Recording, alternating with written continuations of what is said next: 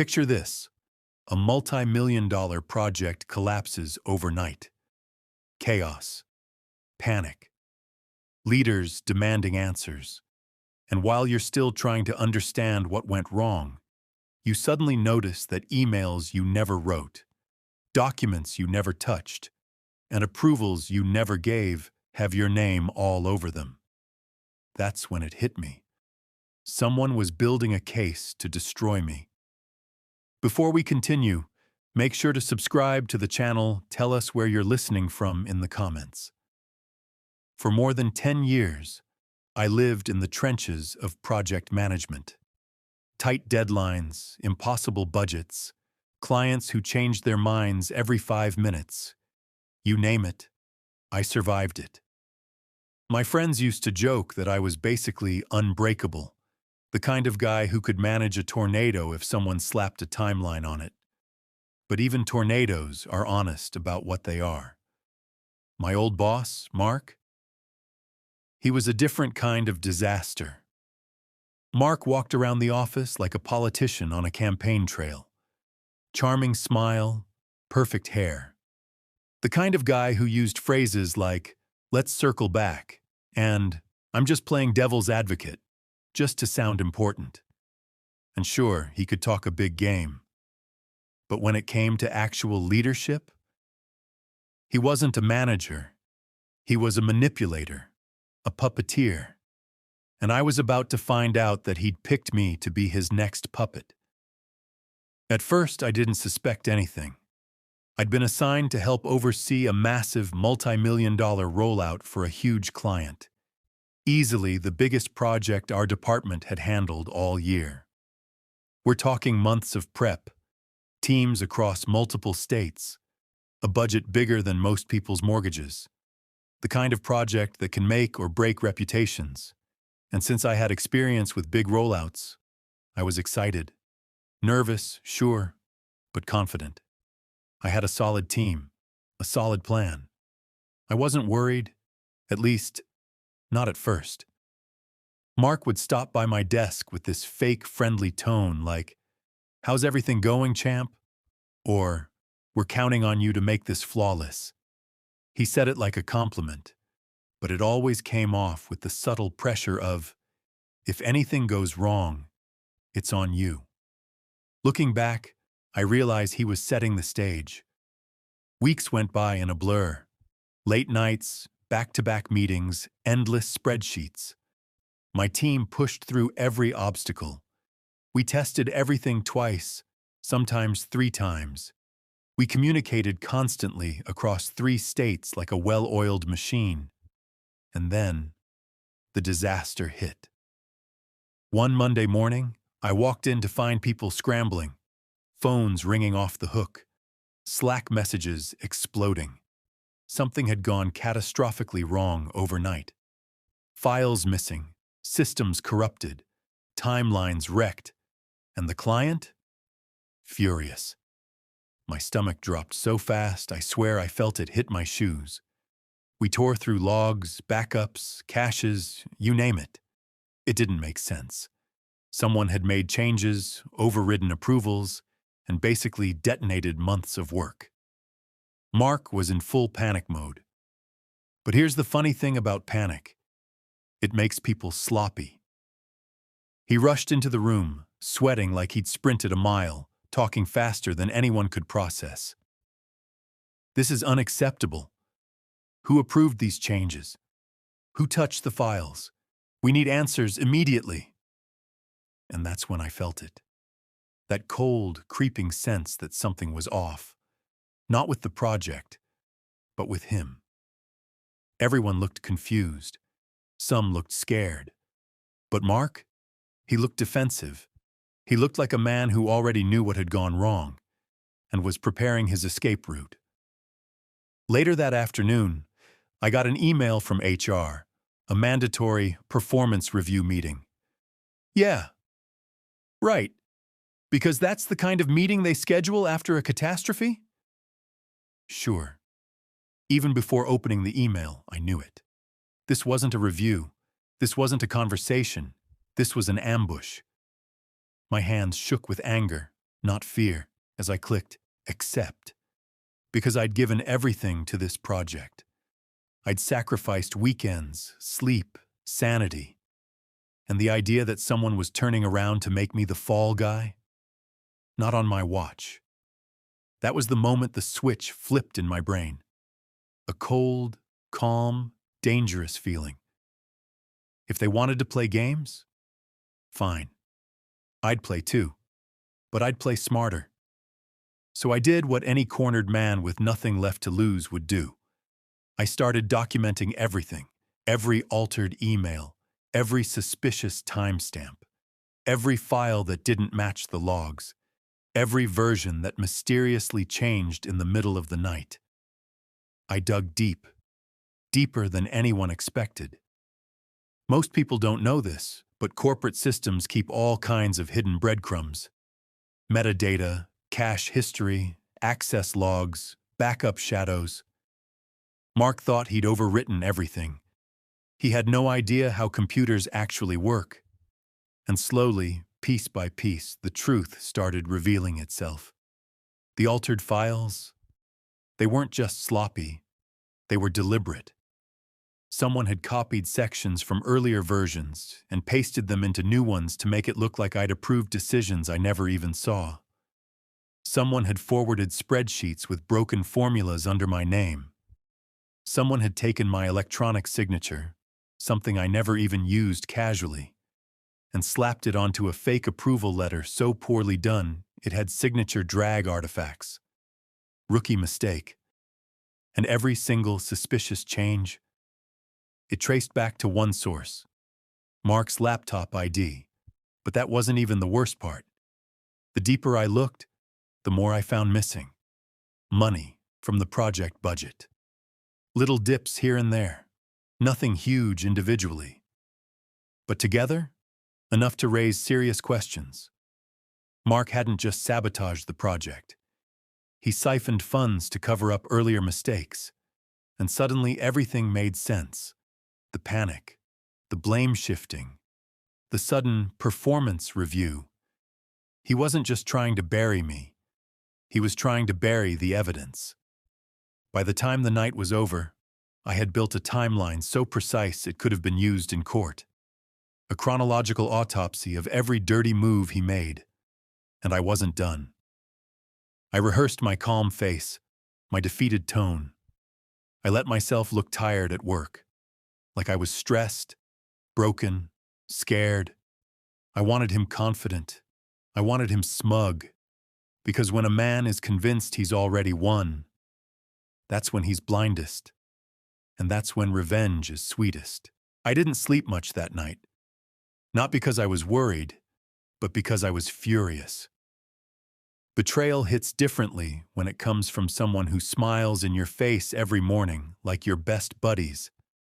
And the more I replayed the last few weeks, the more pieces started falling into place like a jigsaw puzzle I didn't even know I was putting together.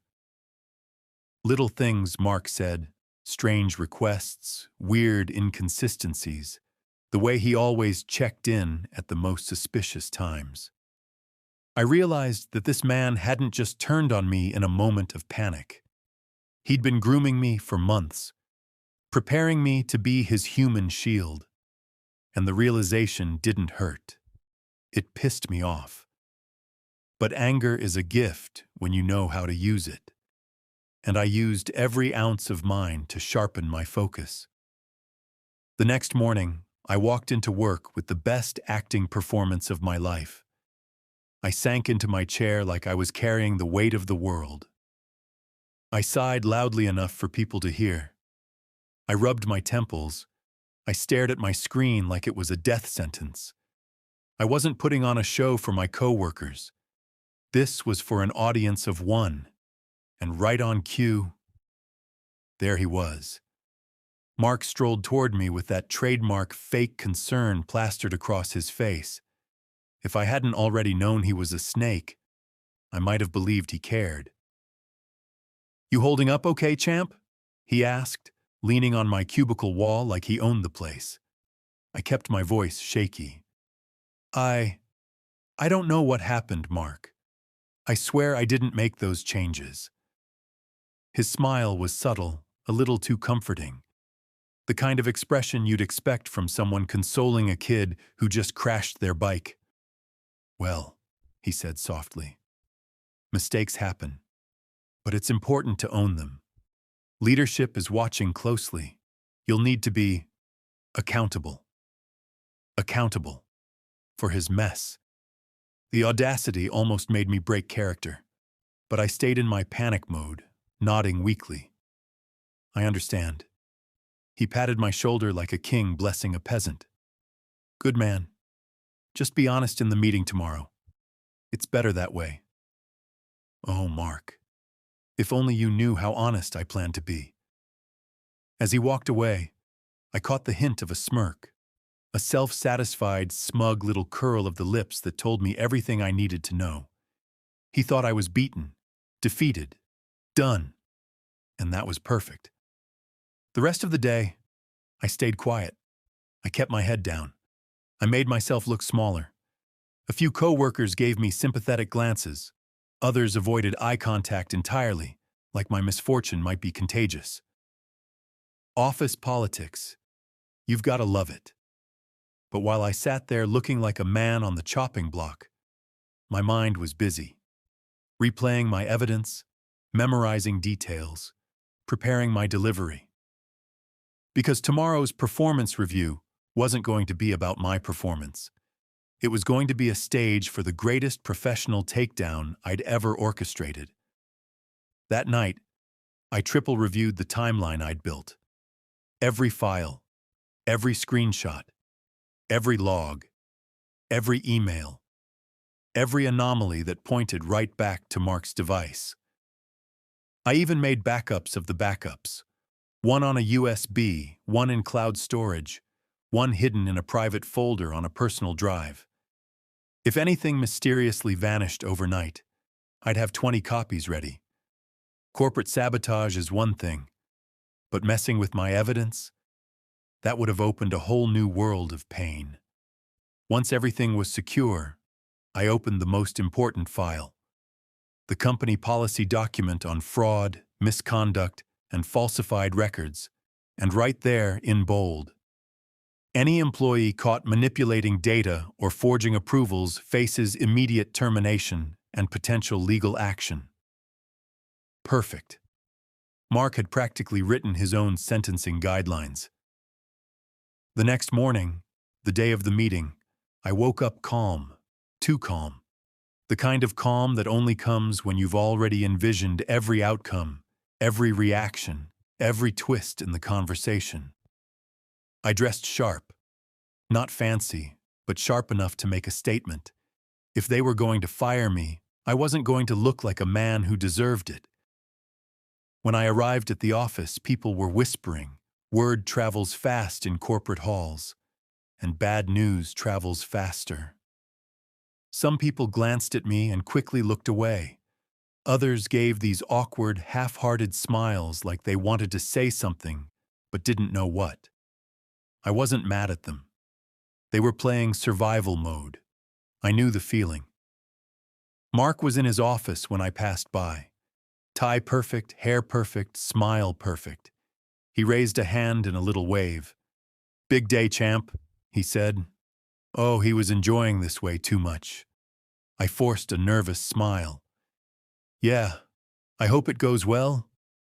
He gave me a rehearsed, sympathetic nod. "Just be honest," he repeated. Translation: stick to the script I wrote for you.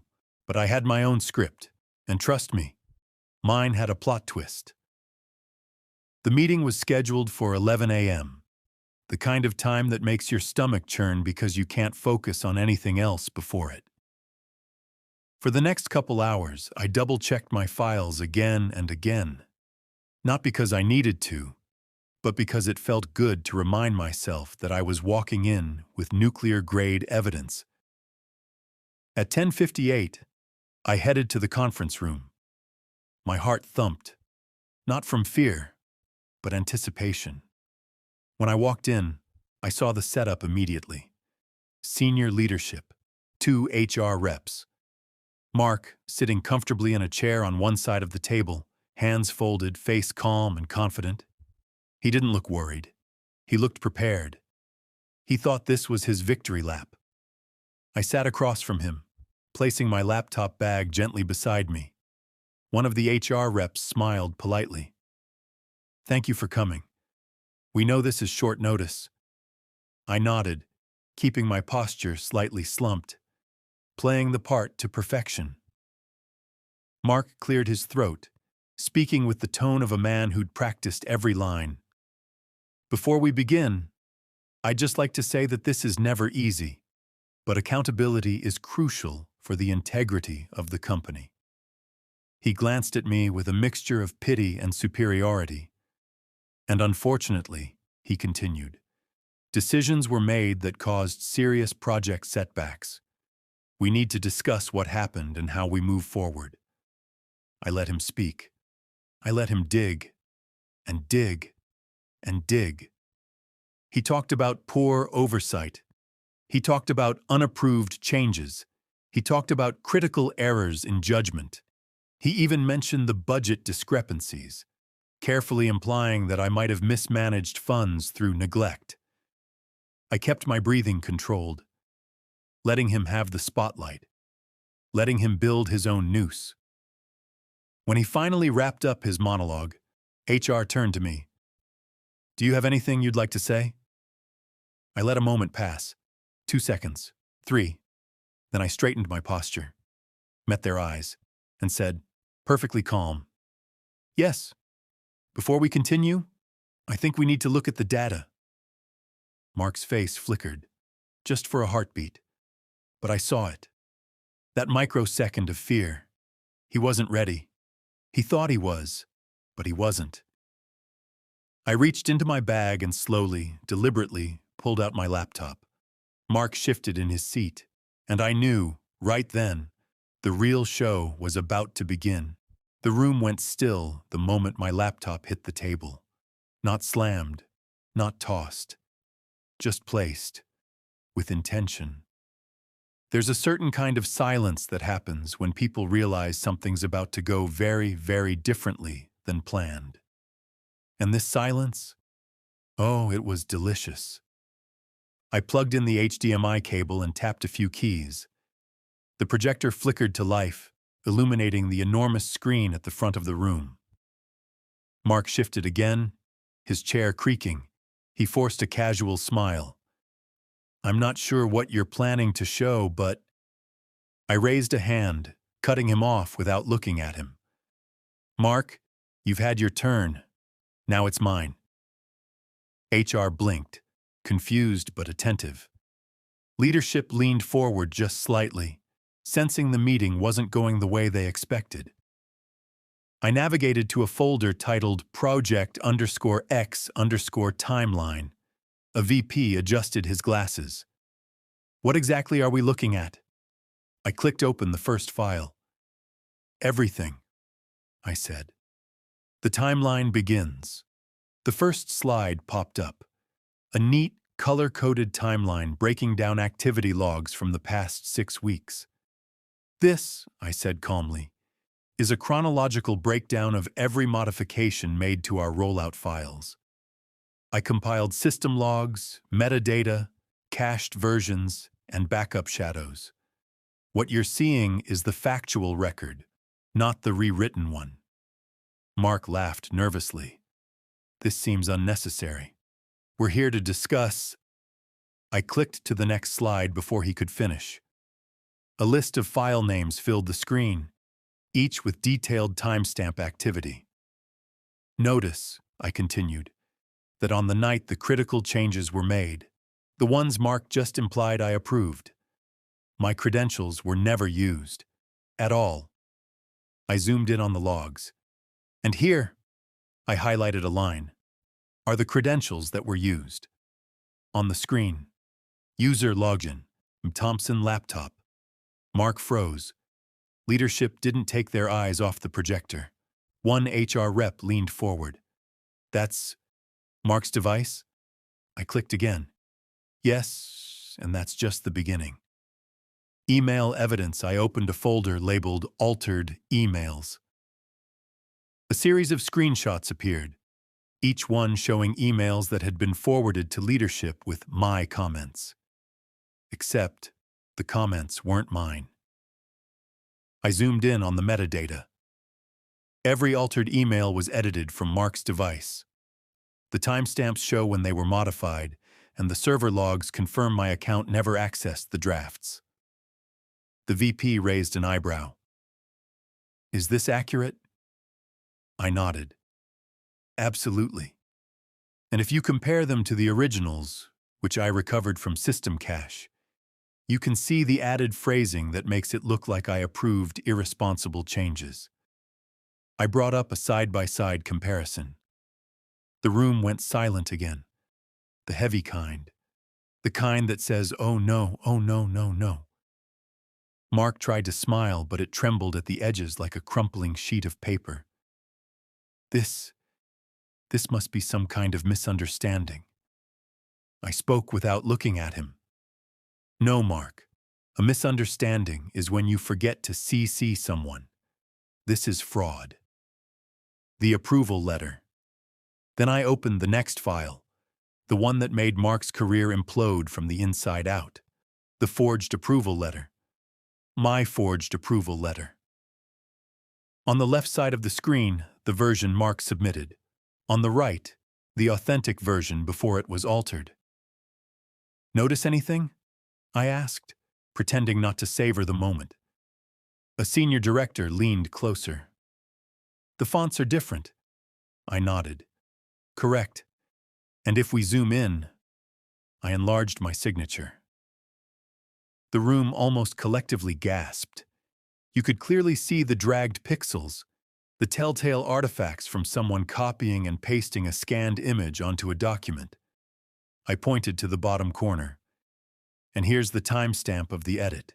And here, I highlighted it, are the login credentials that made the edit. Again, M. Thompson laptop.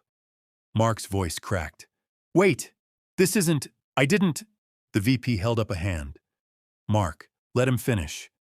And just like that, the power dynamic flipped. The budget discrepancies next. I opened the folder labeled Budget Irregularities. Spreadsheet after spreadsheet populated the screen.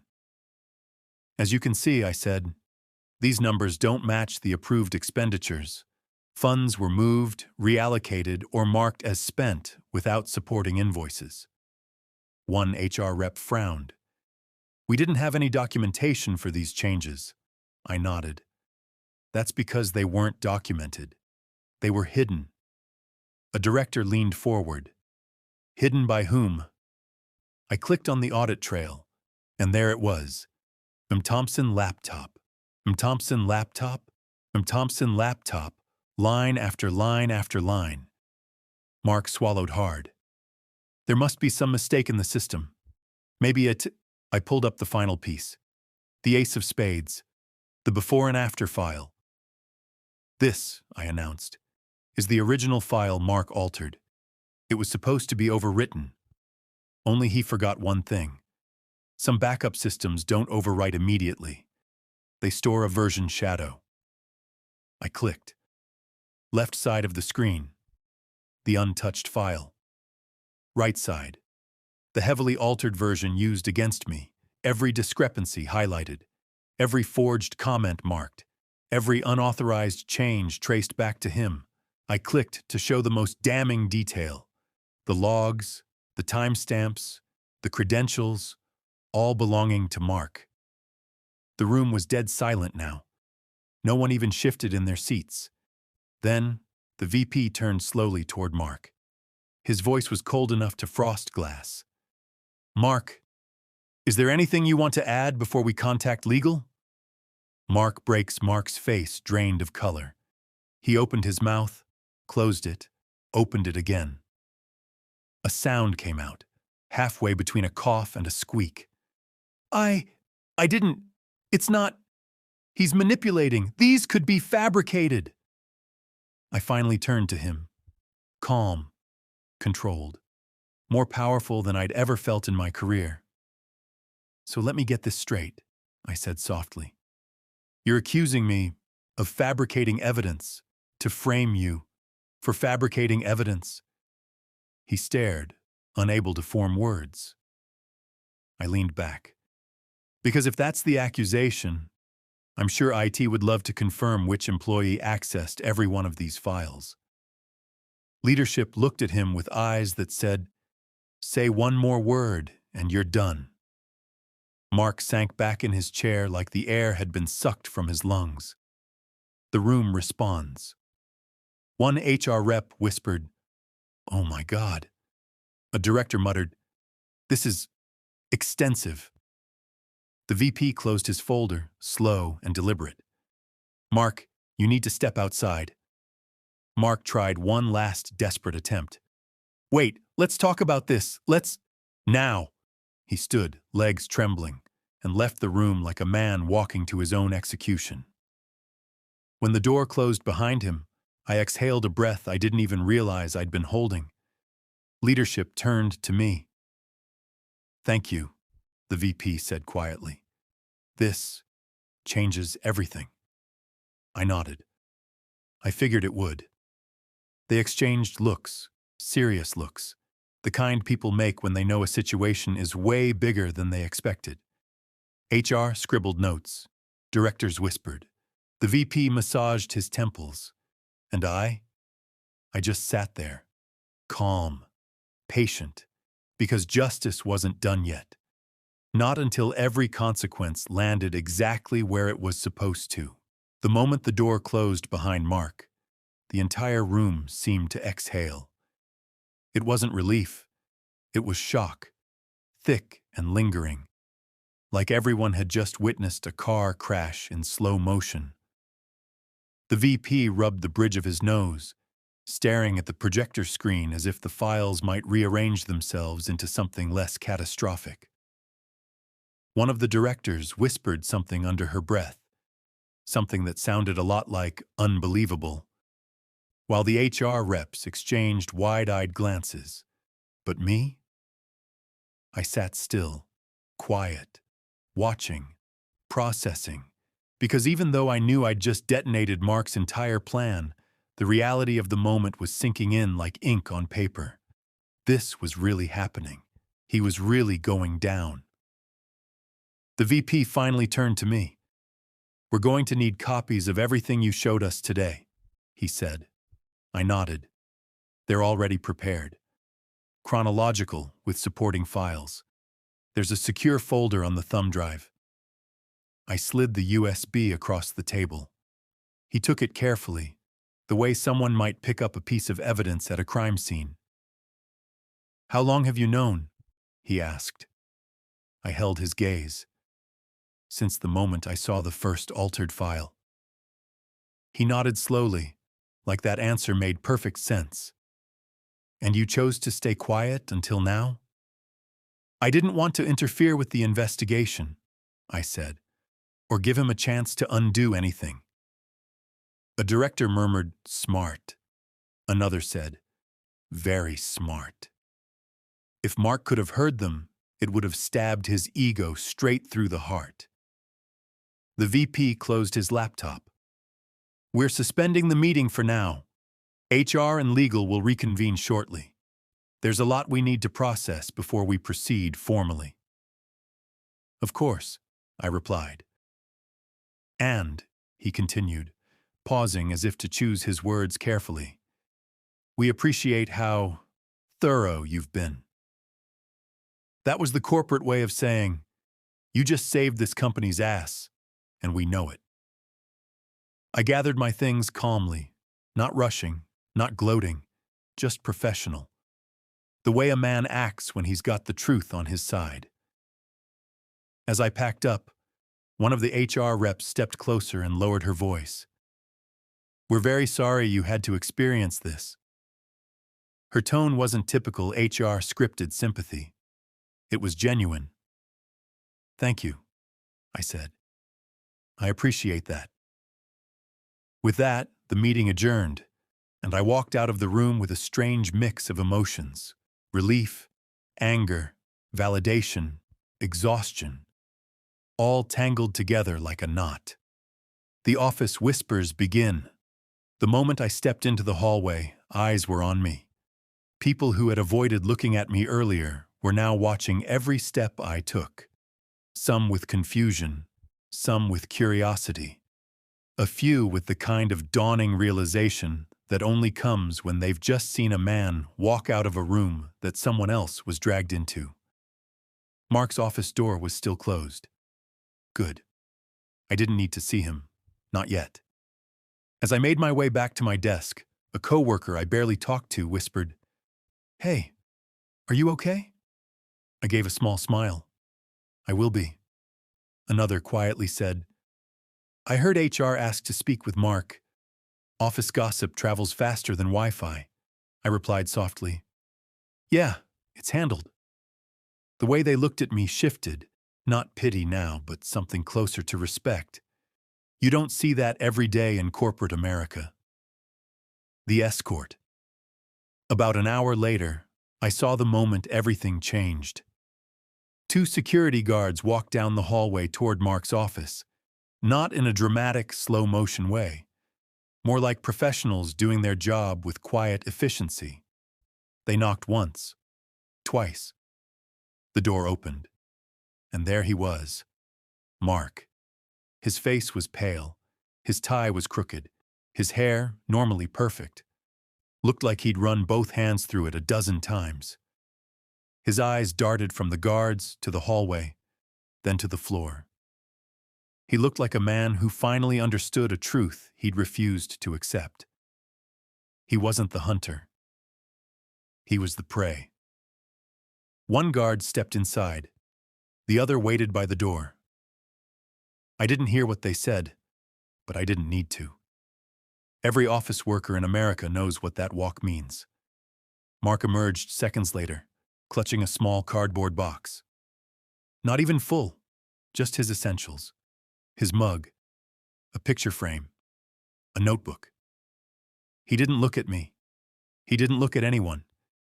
He just walked, stiffly, like his legs barely remembered how to function. The guards followed a step behind, calm, neutral, professional. But the symbolism was unmistakable. This was the corporate equivalent of being marched off the battlefield in defeat. The whispers spread like wildfire. What happened? Is he fired? Why is security with him? Oh my God. I knew something was off with him. No way. Seriously? And then, the best moment of all, he passed by my desk. Our eyes finally met. His were glassy, not teary, but scared. The fear of someone who thought he was untouchable and suddenly hit an impenetrable wall. I didn't smirk. I didn't glare. I didn't gloat. I just looked at him with the calm, steady gaze of a man who knows the truth and doesn't need to shout it. He dropped his eyes and kept moving. The office was silent except for the echo of his footsteps, and then the elevator doors closed behind him. Just like that. Mark was gone. The aftermath, 15 minutes later, HR emailed me. Subject: meeting follow-up. Please report to conference room B for further discussion regarding this morning's review. I walked in expecting more grilling, more questioning, but instead the VP was there. HR was there. Legal was there. And they were all smiling. Not big smiles, but relieved ones. The VP motioned me to sit. "First," he said, "we want to apologize." I blinked. For what? For what you were put through? You should never have been blamed for something you didn't do. HR nodded. We were misled. Legal chimed in. And manipulated. The VP slid a folder toward me. Effective immediately, the performance review is canceled. You are not under investigation. The documentation you provided is now part of an internal inquiry, focused solely on Mark Thompson. Hearing that felt like dropping a weight I didn't realize I'd been carrying. But that wasn't all. The VP leaned forward. In fact, we'd like to discuss your future here. My heart thumped once, hard. Your composure under pressure, he continued. Your diligence in gathering evidence. Your ability to maintain professionalism through a difficult situation. It's impressive. Very impressive. HR smiled. We'd like to transition this meeting to a different topic. I tilted my head. Which is... The VP closed his hands together. A promotion. I blinked. A promotion? To senior project manager, he said. With a salary adjustment, of course. For a moment, I couldn't speak. Not because I was surprised, but because the poetic justice of it all hit me at once. Mark tried to frame me. Mark tried to destroy my career. Mark tried to bury me, and instead, I got promoted. It was everything he wanted, and everything he threw away in the most spectacular fashion possible. I exhaled slowly. I'm honored, I said. Truly. You earned it, the VP replied. And for the first time in weeks, maybe months, I felt something I'd almost forgotten. Pride. Real, grounded, earned pride. The final piece of revenge, later that afternoon, as I was packing up to leave, a coworker rushed over. Hey, did you hear? I raised an eyebrow. Hear what? Industry rumor is Mark got flagged with a misconduct report before he even reached his car. People are saying he's going to be blacklisted. Like, permanently. I paused. 2 months earlier, that would have shocked me. Now, it felt like the natural conclusion. The universe balancing the scales. The truth finally catching up. He tried to bury me, but all he did was hand me the shovel. The next morning, I walked into the office with a feeling I hadn't experienced in months. Ease. Real ease. Not the fake kind you force yourself to project during a stressful week, but the genuine, quiet confidence that comes from surviving a storm and stepping out the other side. Dry, standing tall, and maybe even a little stronger than before. The air in the office felt different. Lighter. People weren't whispering today. They were greeting me openly. Good morning. Hey, congrats on the promotion. You really handled everything like a boss. Someone even left a coffee on my desk with a post-it note that said, You deserve this. And for once, I didn't feel awkward accepting it. Because maybe, just maybe, I did deserve it. The company-wide email around noon, an all-staff email hit everyone's inbox at the same time. The subject line alone was enough to make even the interns sit up straight. Subject: Leadership Update, Staffing Change. I opened it, already guessing what it would say. We are announcing the departure of Mark Thompson, effective immediately. We thank him for his contributions and wish him well in his future endeavors. They always write it like that. Softened, sanitized, corporate approved, but everyone knew. Everyone. My phone buzzed within seconds. Coworker number 1, Holy, you see the email? Coworker number 2, He's gone! They finally got him. Coworker number 3, Dude, legendary, absolutely legendary. I didn't reply to any of them. I didn't need to. The storm was behind me, and Mark? From what I later heard, things went downhill for him fast, really fast. His attempt to frame me triggered a deeper audit of everything he'd touched in the past year. They found inconsistencies, lies, misreporting, manipulated documents, a pattern of behavior. They didn't just fire him. They reported him. Corporate misconduct isn't just a slap on the wrist. Not at this level. Within 2 weeks, industry whispers spread. Mark wasn't just unemployed, he was unemployable. Every company that mattered had blacklisted him. His name became a warning, spoken in quiet HR meetings. Be careful, we don't want another Mark Thompson situation. It was poetic. He'd spent months trying to destroy my reputation. He gambled everything on a lie.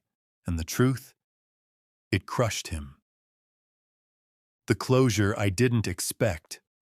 One evening, about a month later, I was packing up to leave when HR knocked on my office door. "Got a minute?" they asked. I nodded and sat back down. The HR rep exhaled. "We just closed the investigation officially," she said. "Everything is documented, and your record is clear." "Good," I replied softly. "Thank you." She hesitated. "There's one more thing." I raised an eyebrow. "Mark submitted a statement before he left the building the day he was terminated." I felt a heaviness settle in my chest. "A statement?" "Yes. It's more of a message. For you." My heart paused for a beat. "Do you want to read it?" she asked. A part of me wanted to say no, to leave the past in the past, to stay above it. But curiosity got the better of me. "Yeah," I said. "Let me see it." She handed me a printed sheet, just a few sentences, but I'll never forget the words. "I underestimated you. I thought you were soft, naive, and easy to manipulate. I thought I could walk over you like I did everyone else. I was wrong. You're sharp, smarter than me, and you beat me. Fair." It wasn't an apology, not even close. It was admission, recognition, a final acknowledgement that the game he'd played, his favorite game, was over, and he'd lost. I folded the paper and handed it back. "You can keep it," HR said. "No," I replied. "I don't need it." I meant that. Once upon a time, I would have treasured a moment like that. Proof that he'd seen my worth. But now, I didn't need validation. I had my closure. I walked out of the building that day, lighter than I had in years. Moving forward. Weeks passed, then months. My new role was challenging, demanding, fast-paced. But for the first time in my career, I felt aligned. I was doing meaningful work. I was leading a team that actually respected me. I was trusted by upper management. I wasn't surviving anymore. I was thriving. And every so often, someone would bring up the Mark situation like a campfire story. A tale of corporate downfall. A myth in the making. But the funny thing was, I didn't feel angry anymore. Not even a little. All that resentment, fear, frustration, it had burned itself out. And in its place was something sturdier, calmer, better, capability, confidence, self-respect, because I had endured something that would have crushed a lot of people. And I didn't just survive. I won. The final reflection. People say revenge is about payback, about hurting the person who hurt you. But here's the truth I learned. Real revenge isn't destruction. Real revenge is elevation, growth, success, becoming everything they said you weren't, and everything they feared you'd become. Mark tried to bury me. He tried to break me. He tried to make me doubt myself. But all he really did was sharpen me. I didn't rise in spite of what he did. I rose because of it. Because once someone shows you how far they're willing to go to destroy you, you learn exactly how strong you really are. And that's something no one can take away. Not ever again. If you enjoyed the story, don't forget to like and subscribe, and let us know in the comments where you're listening from. Thanks for listening.